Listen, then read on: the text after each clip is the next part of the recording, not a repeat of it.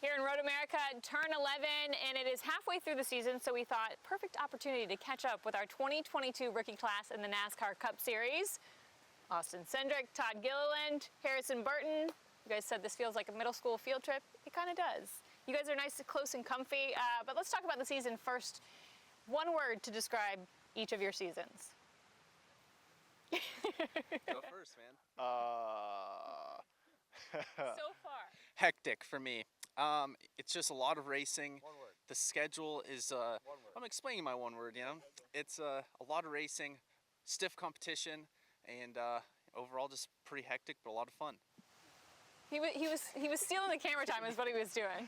You can answer in one word, or you can be elaborative like Todd was. NASCAR is my one word. Cup. Cup. Wow. That's a hell of a word. I would say, what was your word?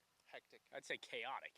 Similar, just every week, next race, always someone that is either mad at you or you're mad at them, so it's a heck of an experience. So chaotic, hectic. You don't want to choose another Cup. word? And Cup is the And word. cup. It's cup racing. Like there's nothing else like it. Thank you. I heard thrown around recently you said mulligan on your season.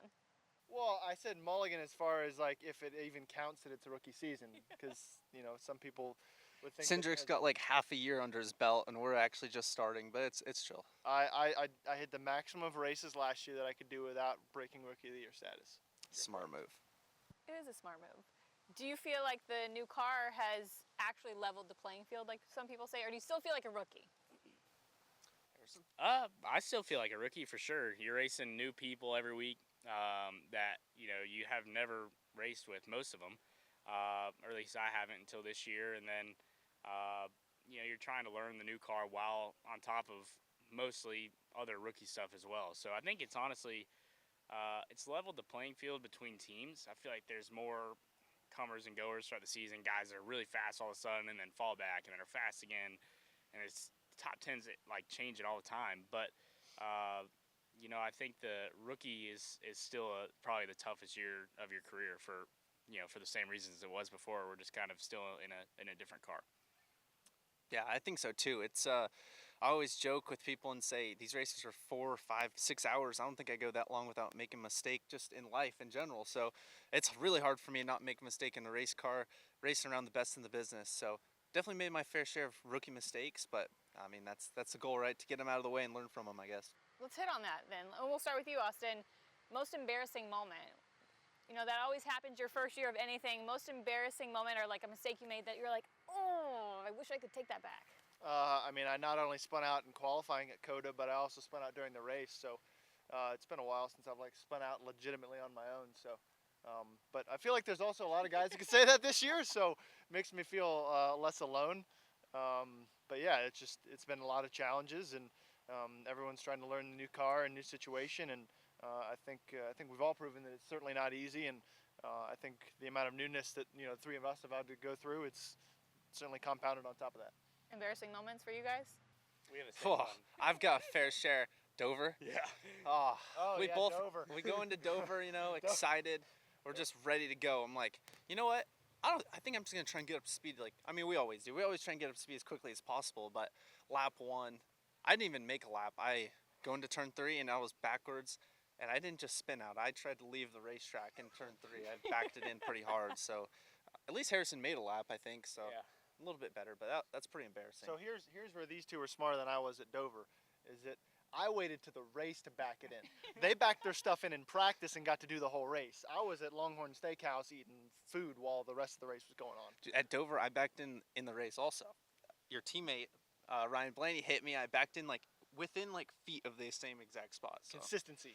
really good showing for us there. Does it ever feel like the yellow rookie stripe on the back of the car is kind of like when you're on a street? No, it's a target. No, on the street and you see the student driver? target. Like a student driver sticker? Would you liken it to that? I mean, do you get instantly irritated when you get behind the student driver? Absolutely. Then yeah, I would say that fits the mold well. For you guys, does it feel like a target? Definitely.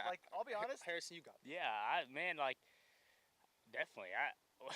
Austin probably had a good, good analogy. Like, it's like when you're around a student driver, even if they're going, hey, we're going the speed limit, 5 over speed limit. Hey, guys doing a good job learning the car. you're still gonna try and pass a guy in another lane just because it's a student driver, and I think the rookie stripes are the same deal. Well, the funny thing is, I'll admit, if I'm behind one of the two of them, same experience. Like it's like, oh, these rookies, you know, and like I'm one of them.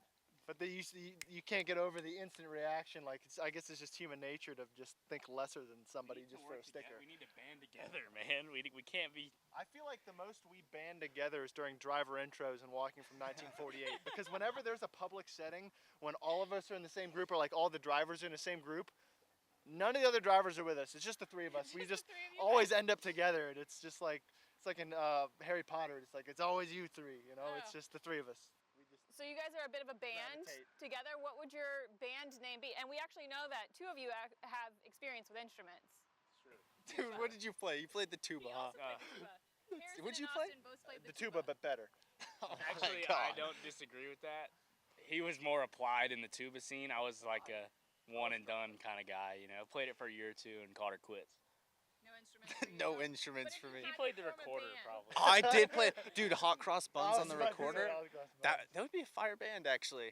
So your band name? I'm still waiting for the band name from the three of you.